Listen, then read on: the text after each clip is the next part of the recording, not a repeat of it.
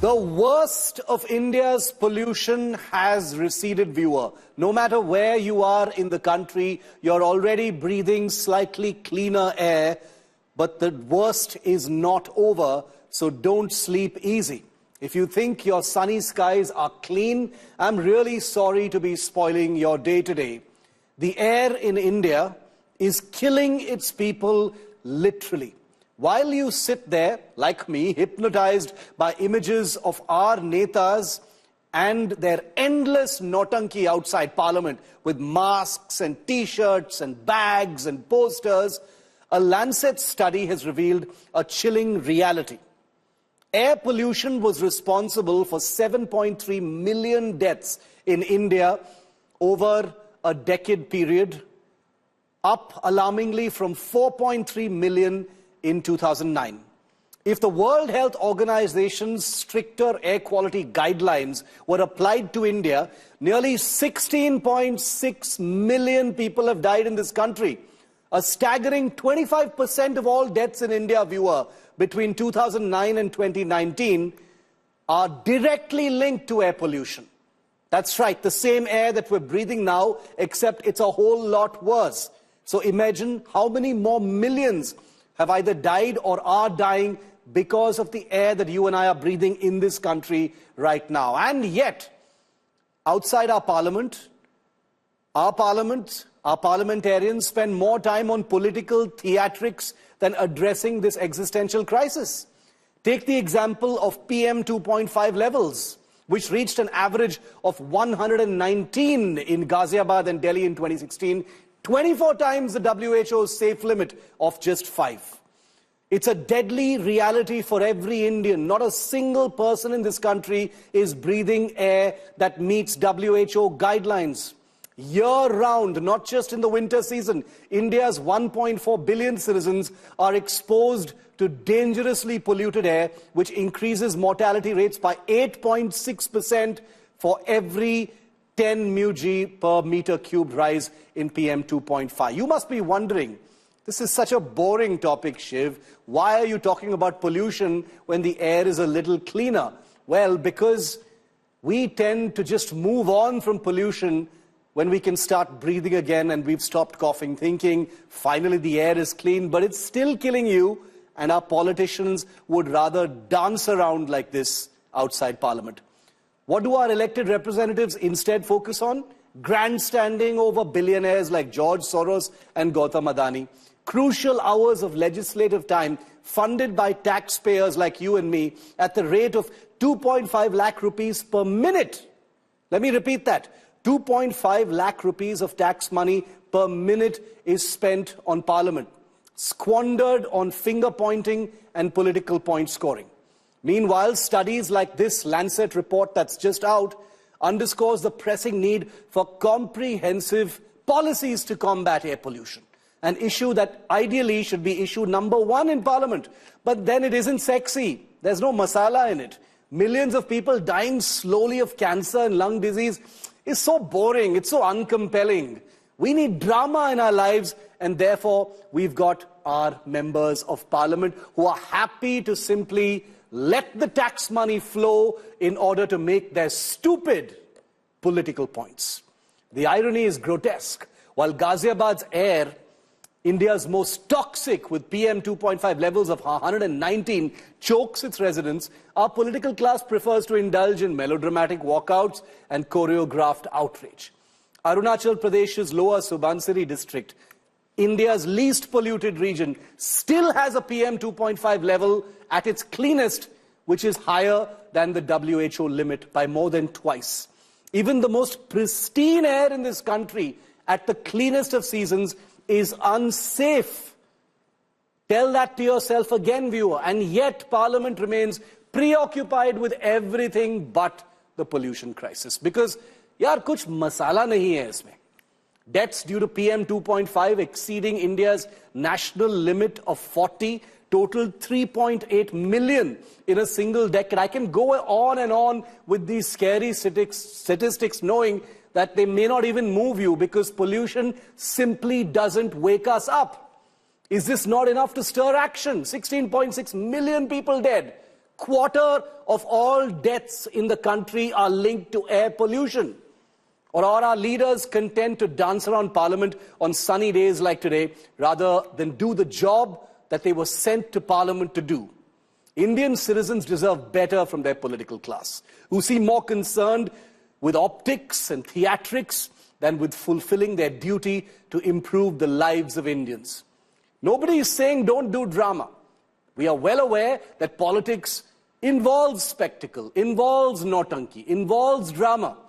But Parliament is a valuable resource. Parliament is a place where real legislation can happen to improve the lives of Indians. So if 16.6 million Indians have died due to air pollution in 1 decade, and it's only getting worse, how is it that this is not priority number 1 in Parliament for you? I invite you to join me in simply breaking my head thinking about that, because this is what Parliament is busy with. It's a shame on our democracy that critical issues like pollution, which affect every single Indian, you, me, our children, our parents, our loved ones, are ignored in favor of this ridiculous, juvenile, partisan bickering. The parties may say, oh, these are important issues, we must debate them. Please go ahead and debate them. What I'm talking about is a question of your priorities, your allegiance and loyalty to the taxpayer, to the voter, to the Indian citizen. The air we breathe should be a matter of urgent and unanimous focus in Parliament. Instead, it's drowned out by the cacophony of this lurid political drama. The cost of this negligence is measured in millions of lives, rich and poor. A tragedy that demands accountability and change. And I'm only wondering, will it?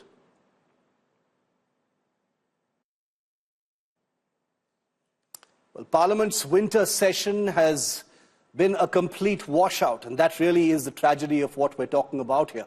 The BJP and the Congress locked in a battle over billionaires. Take a look.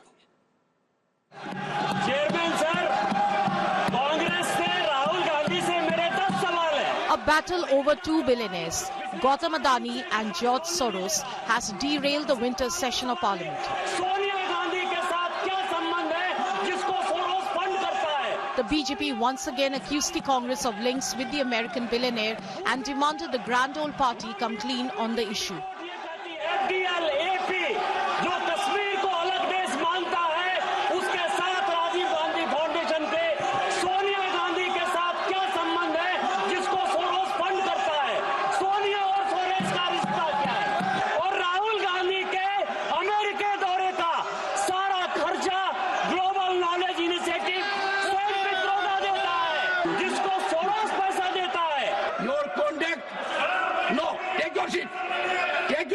In the Rajya Sabha, the government attacked the opposition over its no trust motion campaign against chairperson Jagdeep Dhankar. Indian National Congress के official handle से chairman को cheerleader कहा गया है. इसकी जितनी भर्त्सना की जाए and constitutional post को इस तरीके से derogate करने का, constitutional position को इस तरीके से डिमीन करने का जो आपने कुत्सित प्रयास किया है, जो गलत प्रयास किया है, भारत की जनता कभी माफ नहीं करेगी इंडियन नेशनल कांग्रेस को. उनके जो निर्णय रहते हैं. The Congress, on the other hand, claimed the government was running away from real issues. ये लोग अपने विषय को भटकाना चाहते हैं. अपने विषय को भटकाना चाहते हैं. Both Lok Sabha and Rajya Sabha were adjourned till Friday.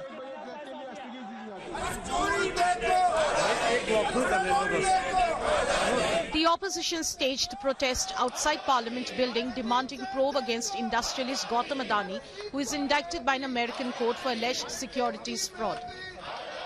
Protests inside and outside Parliament are draining taxpayers' money.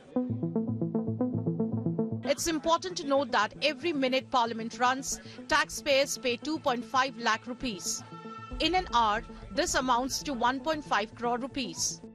For 6 hours of daily proceedings, the cost is around 9 crore rupees. Over 13 days, 117 crore rupees has been spent on running the parliament. The government had agreed to a discussion on Friday to mark the 75th anniversary of the Constitution. The face-off between government and opposition has now cast a cloud on the special occasion. Bureau Report, India Today. So what does it cost to run Parliament when it isn't being allowed to run its actual business? Running Parliament for 1 minute costs the taxpayer 2.5 lakh rupees, whether business is transacted or not. So even if nobody says anything, nothing happens in Parliament, you and I are still paying 2.5 lakh rupees per minute in overall taxes just to fund Parliament in session. Running Parliament for 1 hour costs 1.5 crore rupees. Running Parliament for 6 hours a day, 9 crore rupees of taxpayer rupees is what it costs. Running Parliament for 13 days, 117 crore rupees. So I don't need to explain it to you, viewer. Over a particular session, if bare minimum gets transacted, and this is the amount of money that gets spent because the money that is spent on keeping Parliament active doesn't change, unfortunately, until Parliament actually shuts down, you can imagine what the return on investment for voters, for the electorate, for the Indian citizen really is. It's a dead loss and it's a dead waste when Parliament logjams take place, when debates don't happen, when legislation does not take place. Here's a look at some productivity data in the Lok Sabha winter session so far.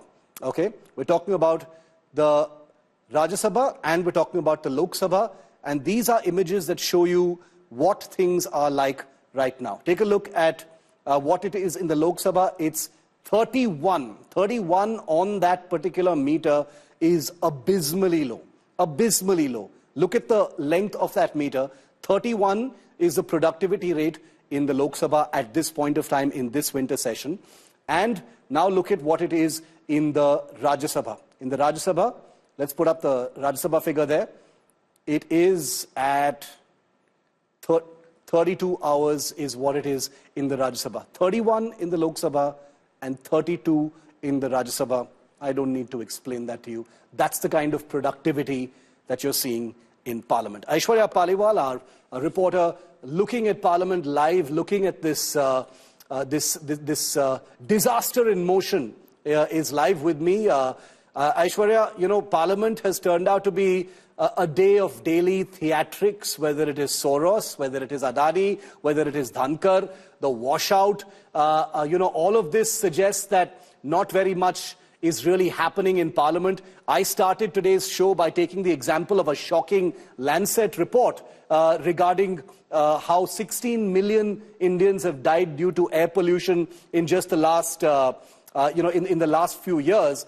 In fact, Priyanka Chaturvedi, and before I come to you, Aishwarya, and I want to read out this tweet, because Priyanka Chaturvedi, who is a sitting Rajya Sabha MP from the Uddhav Sena, just tweeted to me to say, hi Shiv, watching your show, glad you're speaking of Parliament functioning. As far as priority, you must see the Rajya Sabha 0-hour issues that the opposition has tried to raise, which includes the air pollution mentioned by you, but unfortunately the Parliament is disrupted by the Treasury benches this session. Happy to take this up again. Will the Government of India allow the 0-hour question hour? Which is an excellent question, which is why my opinion about the disruptions in Parliament are not pointed at anyone in particular. They're pointed very much at the ruling party as well as the opposition, because the theatrics are coming from both sides. But is there going to be an end to it? Is there going to be some kind of a meeting point between the two sides, Aishwarya? Or is it going to be a complete washout?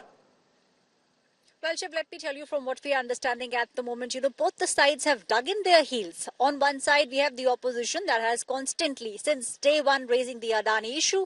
They are saying we want a JPC, and in that JPC, we want the discussion to take place on Gautam Adani, a billionaire. On the other side, it is the Bharatiya Janata Party, which actually should be making sure that the Parliament functions. They have now brought in George Soros, someone who's sitting thousands of miles away, Shiv. He actually has now become a big bone of contention between the Congress and the BJP. BJP. Let me tell you, we understand the next 2 days will be crucial, but important discussions that ideally should have happened are not happening every day. Let me tell you, 11 o'clock is when the Lok Sabha begins, and 11:01, 11:02, maximum 11:05 is the time when it gets adjourned till 12 o'clock sometimes throughout the day. The MPs come in and we see them walking out. So that's the reality of the parliament. Apart from the money being spent, important questions are not being raised. Shiv. The next 2 days, which is going to be that elaborate debate on the Constitution, Aishwarya, is it going to be a structured debate, or are we going to see disruptions there as well? It's a very contentious, hot topic on the Samvidhan.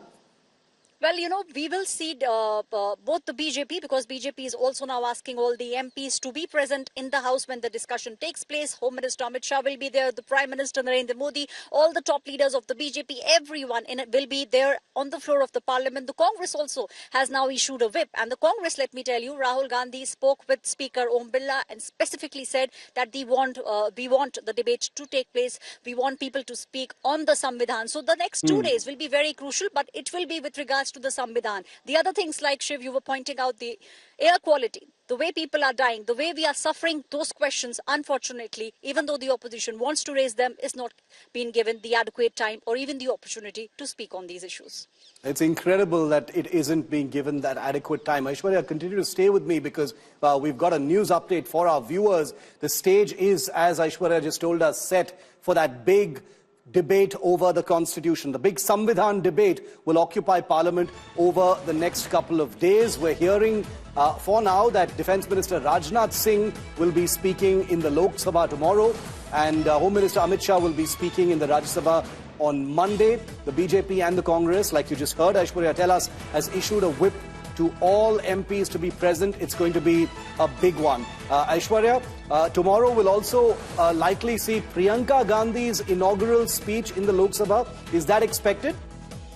Yes, you know, we are expecting Priyanka Gandhi to speak, and all the eyes, not just the MPs from the Congress and other opposition parties, the BJP, let me tell you, Shiv, will be very keenly listening to every word that Priyanka Gandhi will be speaking about.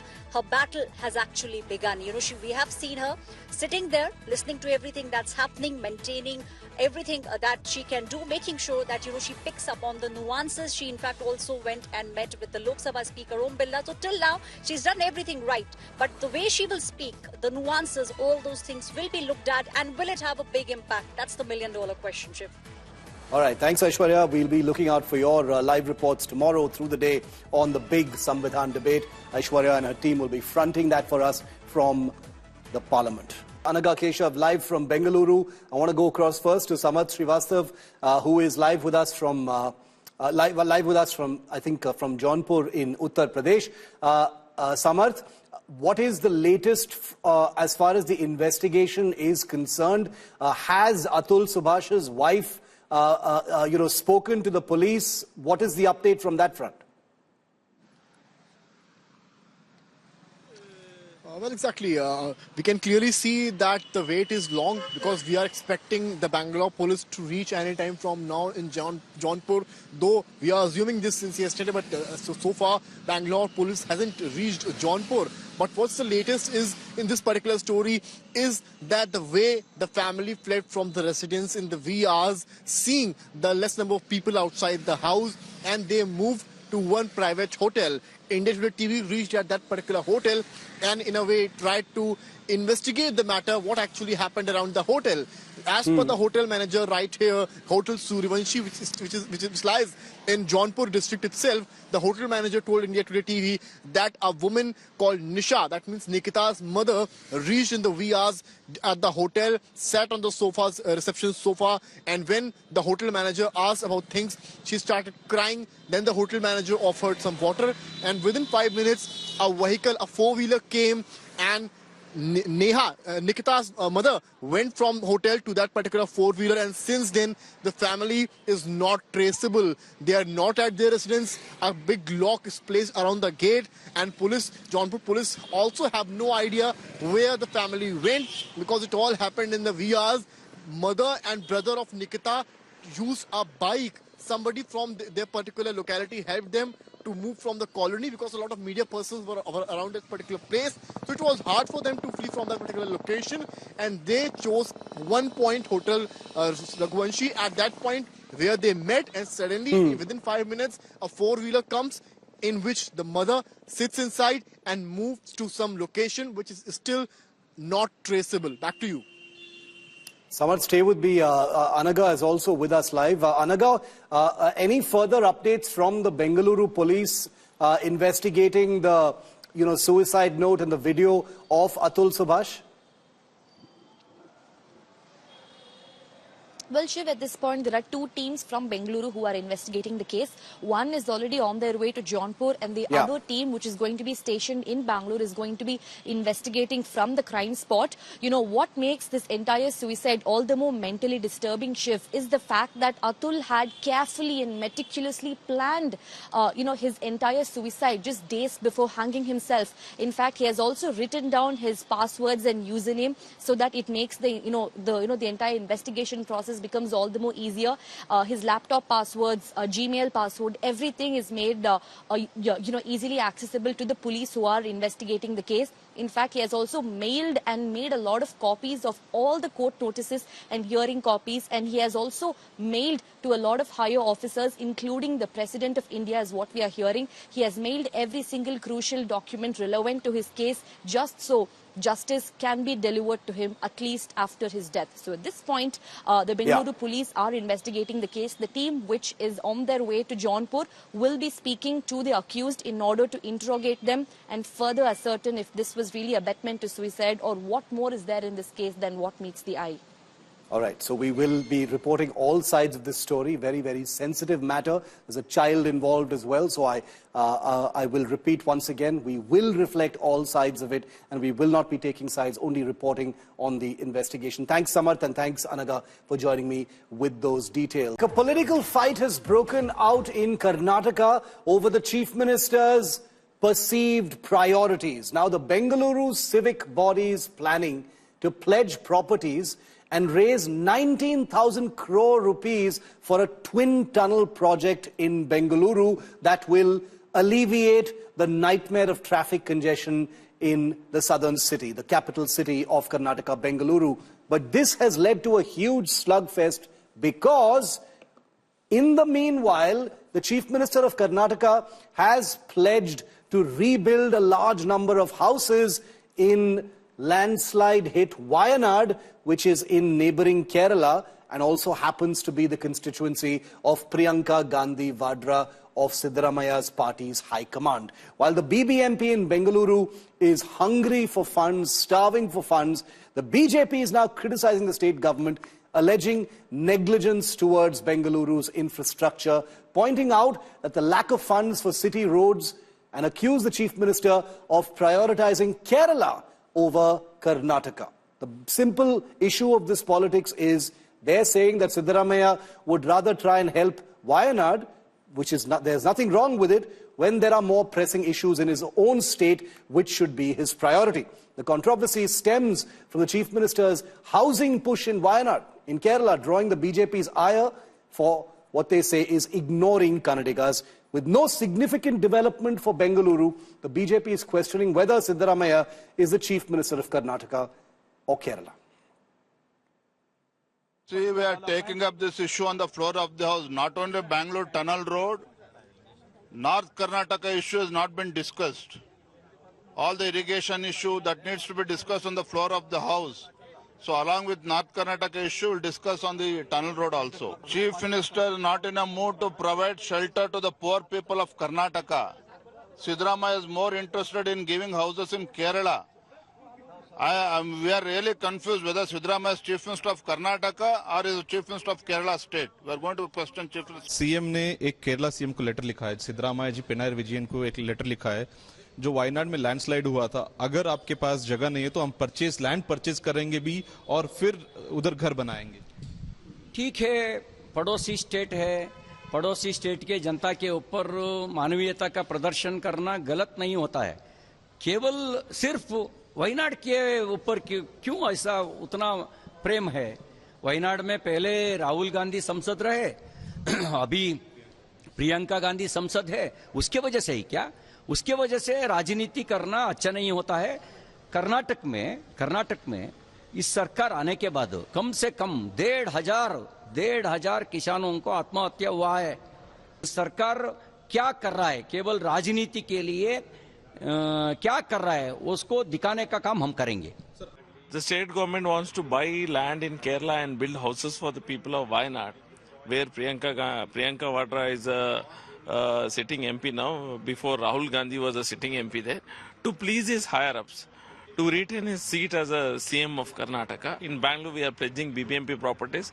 There is no hundreds of farmers have killed themselves. Suicide cases are there.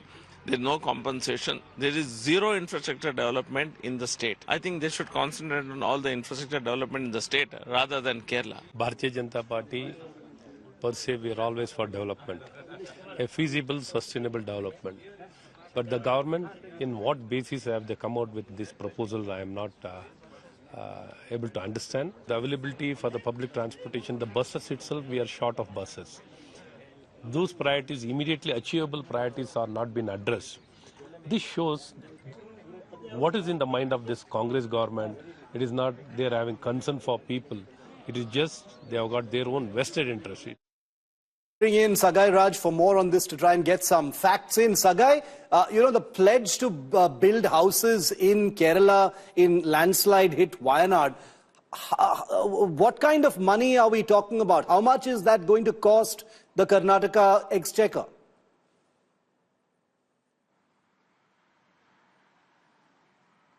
Sagai?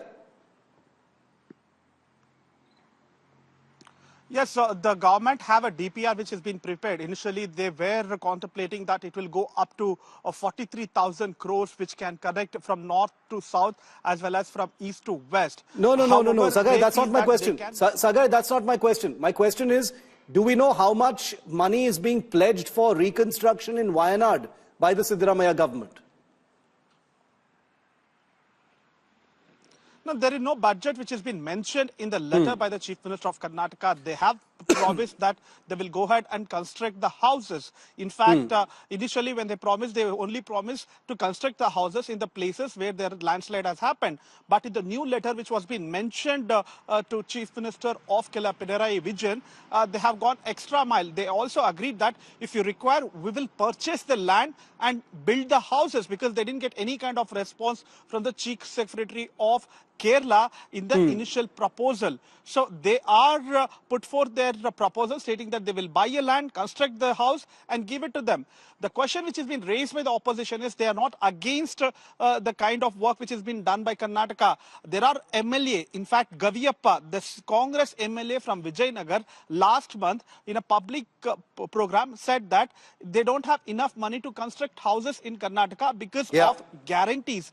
And he has also requested Karnataka Chief Ministers to consider and revoke a couple of guarantees. But now the Karnataka government is ready to build houses in other parts of country, especially the neighboring state, but they don't have enough funds to develop their own infrastructure. For tunnel roads, they don't have funds. They have to pledge the properties and get the funds. That is a process which has been done. But the question is timing.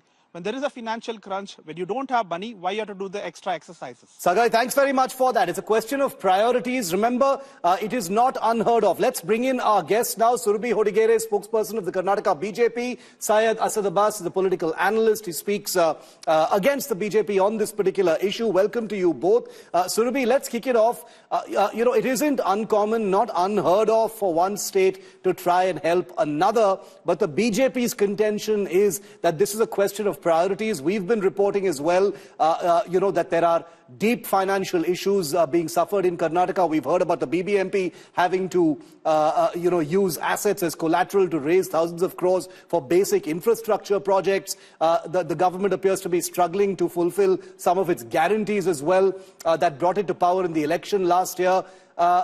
So what exactly are you saying to the government at this point of time?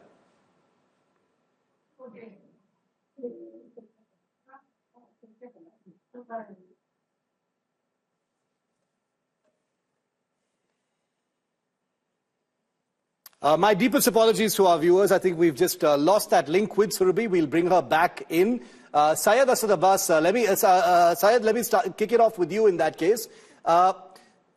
The fact is, nobody thinks that there's anything wrong with one state helping another. In fact, it's a good thing to do, to try and help a place in need. Wayanad has had a terrible disaster. If help is required, it's a good thing that Siddaramaiah, personally, I feel, is offering that help. But it's come down to a question of priorities, and his priority should be to the people of Karnataka. His own MLAs are saying there is simply no money for infrastructure or anything else in the state of Karnataka. Firstly, let me quote the BJP MLA CT Ravi Sahab, who said that Manavya ki baat hai, humanitarian basis, it's a good thing. Well, BJP should appreciate this. Had it been a BJP state as well, Karnataka government would do the same. And we are talking about 100 houses. These are not worth lavish mansions, worth thousands of crores. No, these are going to be for those who lost their livelihoods. And it's on humanitarian basis. Now, when we speak, has the Karnataka government got the rightfulness for the people of Karnataka, the Kannadigas? Yes, sir. Over the last 1 year, the Karnataka government has spent 52,000 crore in its welfare scheme. Not just that, Gruha Lakshmi, Congress government transfers 25,000 crores, sir. No, but for every example that you're taking, Syed, there are examples where they are not able to meet those promises as well. That is also a reality. Shiv Saab, let me tell you, yes, let me agree on your show and admit and concede to you, yes, the Karnataka government is indeed facing huge financial problems. There are no doubts about it. But the fact of the matter, the 5 promises, the 5 guarantees, the 5 schemes, as we speak, exist till this date. It is costing the state. I want to take the issues one at a time. Surabhi is back with us. Surabhi, Syed says that the humanitarian gesture towards Wayanad is a pittance. It's going to be a very small sum of money. It's not going to have any earth-shaking effect. If that doesn't happen, there are many other things happening in Karnataka. But what the BJP is saying is that it's a question of priority. Is that right? Absolutely, it's a question of priorities, Shiv. The fact of the matter here is that Karnataka also has these sort of cases where humanitarian aid is of absolute requirement. Have they thought about the farmers that have committed suicide, who are undergoing distress? Have you thought about the women who recently lost their lives in Kalburgi because of negligence of medical staff in a government hospital? Everywhere there is this sort of humanitarian need. There is a reason why he is Chief Minister of Karnataka. There is a reason why this is government of Karnataka. Today, the people are mocking the government and the Chief Minister, saying that we have now 2 new DCM and CM for Kerala. We have loaned them from Karnataka. And I want to, come back to one thing super important, which is that, look, why is it that they're raising this exceptional amount of money, 19,000 crore for the tunnel road project, when expert after expert, person after person has said that this tunnel road project is only going to exacerbate the issue, it's not going to solve it? Where is the DPR? Has it been made public? There is no BBMP council sitting and voting on this. Who's taking these decisions without any consensus? That is what we should be asking as well. Yes, we are in a dire state of financial crisis. Your TV channel just now is showing that we are in a debt of 12,000. The revenue deficit has increased by 12,000 crores. There is a significant 17% increase in the debt burden from the previous year. There is low capital expenditure, high expenditure on revenues, high expenditure of the government in itself. If you're going to keep telling me it's the guarantees, it's the guarantees, it's the guarantees, is there no other state government that has been able to do welfare economics with fiscal prudence? Why is it that fiscal prudence is lacking? Syed, the argument is that at a time when the budgets are already stretched very thin, when the burden on state finances are visible to see, in large part also because of the guarantees granted, that the execution of the guarantees is taking place, it boils down to a matter of principle. You're arguing that it's not such a large sum of money, these are simple houses, etc. We actually, importantly, don't have a number as to what it will cost if Siddaramaiah is going to make this pledge towards Wayanad. But the BJP's point is, and I actually agree with this, which is when Karnataka has a huge amount of priority requirements, including its own distress in terms of drought, farmer suicides, etc., does Siddaramaiah have the luxury to look anywhere else but his own state? It's a question of propriety as well. Shiv, it's very interesting how the Bharatiya Janata Party spokesperson, my dear friend Surabhi, speaks of debt. Respected ma'am, let me ask you a quick quiz question. Are you even aware when BJP government under Baswaraj Bommai ji, you left the Congress government with a debt of rupees 3.5 lakh crore, ma'am? Is it a pittance amount? Is it a small amount? No. The fact of the matter, let me also tell you about your own alliance partner, former alliance partner of the AIA DMK, Mr. Edapadi Palaniswamy, who said in the year 2014, when BJP came into power, the debt was only 55 lakh crore. But now, 10 years hence, it's 1,68,000 crore. Ma'am, show me one BJP state which is actually completely debt-free. Isn't there a fiscal deficit anywhere? These are states across the length and breadth of India. There are bound to be challenges. But show me one BJP state which is spending over 52,000 crore in any of its welfare schemes. Also, let me bring to your notice, ma'am, aren't you aware that here in Karnataka, we are one of the largest contributors of the GDP? Respected ma'am, let me give you quick figures. 8.2% of India's GDP comes from where? Karnataka, ma'am. Not just that, the 10% of major job producer in India is Karnataka. Syed, you're saying that Karnataka is not in a financial mess. It was the BJP that bequeathed the mess to the Congress party, and the Congress is doing the best it can. So, Surabhi, how would you answer that? He's given you figures.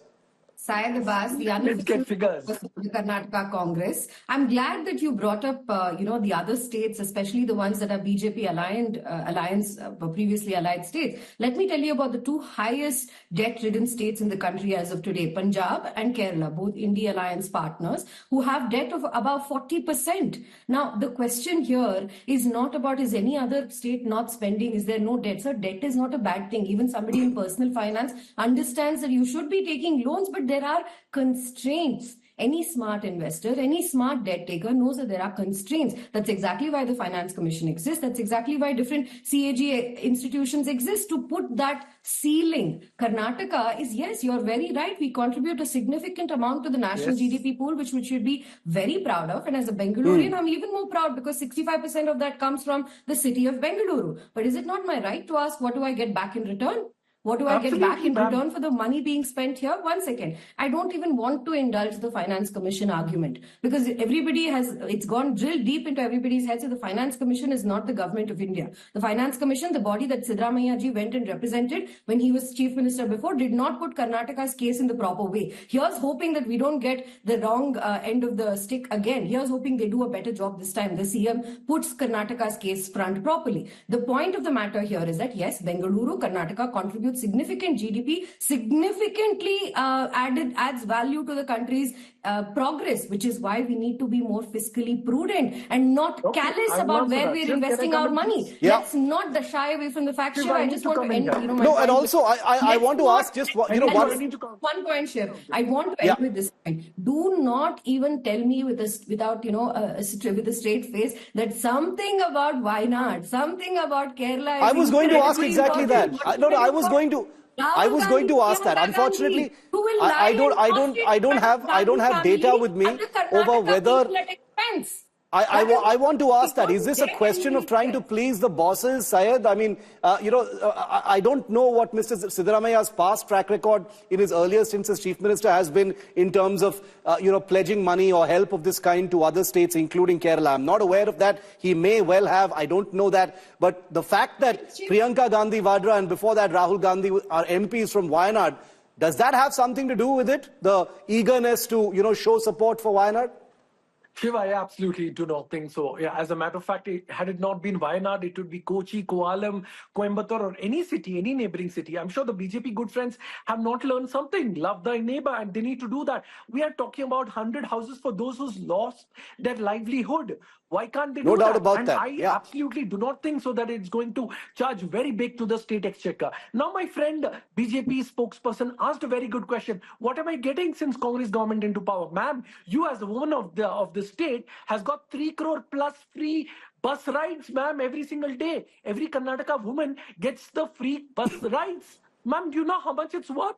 several crores. Not just that, every diploma holder, Yuvanidhi scheme, ma'am, you get thousands of crores there. 52,000 crore the Karnataka government has spent. And what more does the BJP want? Show me one BJP state with this kind of welfare schemes. Show me one BJP state. And you speak of Revdi culture. Ma'am, are you even aware? In the 2023 BJP manifesto, there was, you also spoke of Revdi, ma'am. You also promised of free milk 1 liter and 5 kg of rice, and you criticize Congress party. Okay. Almost out of time. I'll give the last minute, Syed. Last minute I started with you, so I'll give the last minute to Surabhi. Go ahead. Final comment, Surabhi. Thank you so much for saying love thy neighbor, but Syed, it's not love thy neighbor at the expense of your own family. I don't think any sensible person in this house does that, in this world does that. In terms of the guarantees, hang on. Let me get my minute. Don't be scared of my argument. Shiv, I'm not dealing with this. Surabhi gets the last minute, Syed. Come on. Look. The fact of the matter here is that you throw the guarantees at everything. Why is it that the Congress MLAs and the MPs themselves are saying, please stop the guarantees? Why is it that the Chief Economic Advisor to the Chief Minister is saying that this is untenable, this is going to drain our wealth?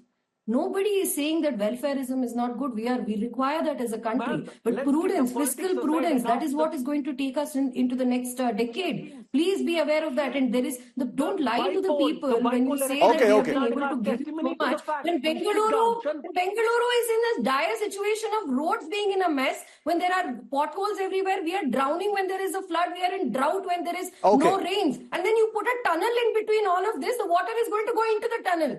That is what is going to happen. Person after person is saying that don't build tunnels in the city. That is not the solution. Public transport is where you make the investment. Why are you I'm going to take the last word. And instead going towards, and Shiv, I'll answer your question. You asked us, where is it that has the Chief Minister done anything like this towards Kerala? When an elephant crossed from Karnataka to Kerala, and there was an unfortunate incident. I remember Karnataka government had the responsibility to give compensation, a huge compensation for an elephant that went from Karnataka to Kerala. Okay, I'm out of time. But we can't support our farmers, we can't support our pregnant women, we can't support any of the drought-ridden families, we can't support the I'm completely out of time. In Karnataka. Okay, I'm completely out of time. Syed, you have to understand, I'm completely out of time, but I just want to end by saying, you need to give me 10 seconds. As someone from Karnataka, I'm very happy that my state politicians are fighting over state finances, which is very different from what's happening in Parliament, as I showed our viewers at the beginning of this show. So let me say with a sense of irony that I'm actually proud that the people of Karnataka are fighting over state finances and priorities. It's a healthy debate to have. Syed and Surabhi, thank you very much for being with me on 5 Live.